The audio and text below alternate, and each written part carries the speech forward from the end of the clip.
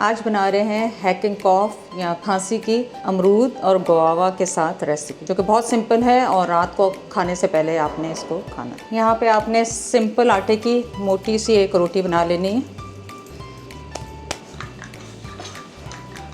अब आपने इसको रोटी को इस तरह हाथ में लेना है। बेलने के बाद एक अमरूद ले लें कोई सा भी, उसको आप अच्छी तरह से इसको इस तरह बंद कर लें।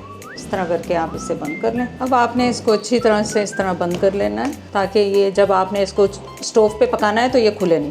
तो अच्छी तरह इसको कर लें इस तरह, और आप इस तरह इसको इसके अंदर डाल लें।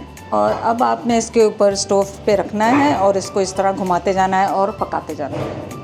एक तरफ से पक गया, अब इसको हमने घुमा के दूसरी तरफ कर दिया है। बस हल्के हल्के घुमाते जाएं। बस अब आपने इसको निकाल लेना है इस तरह करके, और इसको अब छील लेना है। थोड़ा सा गर्म होगा, पर आप इस तरह इसको उतारते जाएं। बस अब आप इसके पीसेस कर लें इस तरह से। मैंने वैसे ही ट्राई किया, इतना ज़बरदस्त है वैसे ही।